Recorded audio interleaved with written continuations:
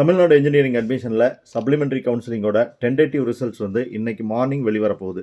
எத்தனை மணிக்கு வெளிவரப்போகுது, வந்ததுக்கப்புறம் என்ன பண்ணணும் அப்படிங்கிறத பார்க்க போகிறோம். வெறும் 8 மணி நேரம் மட்டும்தான் உங்களுக்கு சப்ளிமெண்ட்ரி கவுன்சிலிங்கில் டென்டேட்டிவ் அலாட்மெண்ட்டை கன்ஃபார்ம் பண்ணுறதுக்கான டைம் வந்து கொடுத்துருக்காங்க. ஸோ மற்ற ஸ்டூடெண்ட்ஸ்க்கெல்லாம் இருந்ததை விட உங்களுக்கு கொஞ்சம் நெருக்கடியான காலகட்டம் தான் இது அப்படின்னு சொல்லணும். மற்றவங்களுக்கெல்லாம் 2 நாள் இருந்தது, உங்களுக்கு வெறும் 8 மணி நேரம் தான் இருக்குது. அதனால் நீங்கள் ரொம்ப தெளிவாக யோசித்து முடிவெடுக்க வேண்டிய சூழ்நிலையில் இருக்கிறீங்க. ரைட். இந்த 8 மணி நேரத்தில் உங்களுக்கு என்ன ஆப்ஷன் எல்லாம் கொடுப்பாங்க. டென்டேட்டிவ் அலாட்மெண்ட்னா என்னன்னு நமக்கு ஏற்கனவே தெரியும்.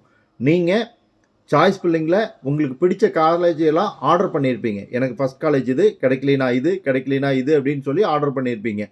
உங்களோட காலேஜஸோட எண்ணிக்கை, அதாவது நீங்கள் சூஸ் பண்ண சாய்ஸஸோட எண்ணிக்கை நிறையா இருக்கலாம். 100 இருக்கலாம், 200 இருக்கலாம், 1000 கூட இருக்கலாம். ஸோ அதிலிருந்து ஒரு காலேஜ் அண்ட் கோர்ஸை உங்களுக்கு அலாட் பண்ணியிருப்பாங்க. இத்தனாவது சாய்ஸ் உங்களுக்கு அலாட் ஆகிருக்கு அப்படின்னு சொல்லி வரும். அது 10ஆவதாக இருக்குது, 1ஆவதாக இருக்கலாம், 10ஆவதாக இருக்கலாம், 100ஆவதாக இருக்கலாம். ஸோ இருக்கக்கூடிய இந்த சாய்ஸு உங்களுக்கு பிடிச்சிருக்கா இல்லையா, அதை என்ன பண்ணலாம் அப்படிங்கிறது தான் வந்து tentative allotment confirmation. So first வந்திருக்கக்கூடிய காலேஜ் அண்ட் கோர்ஸ் எனக்கு திருப்தி 100% அப்படின்னா நீங்கள் அக்செப்ட் அண்ட் அட்மிட் கொடுத்துடலாம். அதாவது ஜாயின் பண்ணுறதுக்கான ஆப்ஷன், ஃபர்ஸ்ட் ஆப்ஷன் கொடுத்துடலாம். ரெண்டாவது ஆப்ஷன் என்ன கொடுத்துருப்பாங்க அப்படின்னா அக்செப்ட் அண்ட் அப்வேர்ட். வந்திருக்கக்கூடிய காலேஜ் எனக்கு திருப்தி தான், ஆனால் இதுக்கு மேலே இருக்கிற காலேஜஸ் எல்லாம் எனக்கு பெட்டராக ஃபீல் ஆகுது, பெஸ்ட்டாக ஃபீல் ஆகுது, அது கிடச்சி தான் பெட்டராக இருக்கும் அப்படின்னு ஃபீல் பண்ணீங்க அப்படின்னா அக்செப்ட் அண்ட் அப்வேர்ட் கொடுக்கலாம். இதை கொடுத்தீங்க அப்படின்னா உங்களுக்கு என்ன நடக்கும் அப்படின்னா காலேஜ் ஹோல்ட் ஆகும். மேலே இருக்கக்கூடிய காலேஜ் கிடச்சிருந்தா இந்த காலேஜ் நமக்கு கிடைக்காது, இந்த காலேஜோ கோர்ஸோ நமக்கு திரும்ப கிடைக்காது. ஒவ்வொரு ரவுண்ட்லேயும் பேரண்ட்ஸும் ஸ்டூடெண்ட்ஸும் கேட்குறது இந்த அக்செப்ட் அண்ட் அப்டேட் கொடுத்துட்டு எனக்கு திரும்ப பழைய காலேஜாக கிடைக்காதா அப்படிங்கிறது தான். ஸோ அந்த கன்ஃபியூஷன் வராமல் இருக்கணும்னா நீங்கள் இந்த 8 மணி நேரத்தில் ரொம்ப தெளிவாக யோசித்து எதை கொடுக்கணும் அப்படிங்கிறத வந்து முடிவு பண்ணிக்கங்க. ஸோ முடிவு பண்ணிட்டீங்க. இப்போ அக்செப்ட் அண்ட் அட்மிட்டா, அக்செப்ட் அண்ட் அப்வேர்டா, இந்த 2 தான் இந்த சப்ளிமெண்ட்ரி ரவுண்டை பொறுத்த வரைக்கும் இருக்கிறதுலே பெஸ்ட் ஆப்ஷன். ஏன்னா உங்களுக்கான இறுதிக்கட்ட வாய்ப்பே இதுதான், இந்த சப்ளிமெண்ட்ரி கவுன்சிலிங் தான். இதுக்கு மேலே நீங்கள் கவுன்சிலிங் மூலிமா போய் ஜாயின் பண்ண முடியாது. கவுன்சிலிங் மூலிமா ஜாயின் பண்ணால் நமக்கு என்ன பெனிஃபிட் அப்படின்னு பார்த்தீங்கன்னா, ஃபஸ்ட்டு பெனிஃபிட் உங்களுக்கான ஸ்காலர்ஷிப் எல்லாமே வந்து ரொம்ப ஈஸியாக கிடைக்கும். அதனால் ஈஸியாக மட்டும் இல்லை, ஸ்காலர்ஷிப் கிடைக்கும். இல்லைனா மேனேஜ்மெண்ட்டில் போகும்போது உங்களுக்கு ஸ்காலர்ஷிப் கிடைக்காது. ஃபஸ்ட் கிராஜுவேட்டாக இருக்கலாம், போஸ்ட் மெட்ரிக்காக இருக்கலாம், இது எல்லாமே வந்து உங்களுக்கு கிடைக்கிறதுக்கான ரொம்ப ஈஸியான வழி கவுன்சிலிங் மூலிமா போகிறது. ரெண்டாவது, நீங்கள் லோன் போடணும் அப்படின்னு ஆசைப்பட்டீங்கன்னா த்ரூ கவுன்சிலிங் போயிருந்தீங்க அப்படின்னா உங்களுக்கு வந்து அது ரொம்ப ஈஸியான ப்ராசஸ். மேனேஜ்மெண்ட் மூலிமா போகும்போது நீங்கள் நிறைய சிரமங்களை சந்திக்க நேரிடும். அதனால் இந்த 2 ஆப்ஷனுக்காக நீங்கள் கவுன்சிலிங் மூலிமா போயிடுறது பெட்டர்.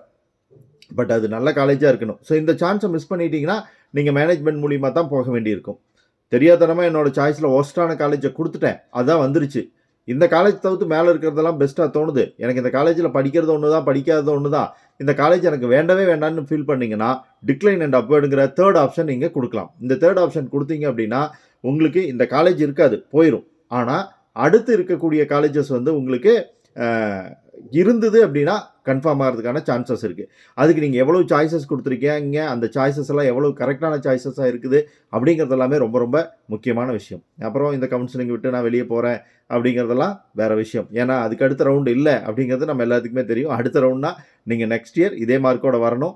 ஆனால் நெக்ஸ்ட் இயர் இதே மார்க்கோடு நீங்கள் உள்ளே வரும்போது கண்டிப்பாக இன்னும் மாணவர்கள் வந்து அதிக மதிப்பெண்களோட போட்டி போடுவதற்கான வாய்ப்புகள் தான் கூடுதலாக இருக்குது. ஒவ்வொரு ஆண்டும் இந்த கட் ஆஃப் மார்க் வந்து அதிகமாகிட்டு போகிறதே நமக்கு தெரியுது.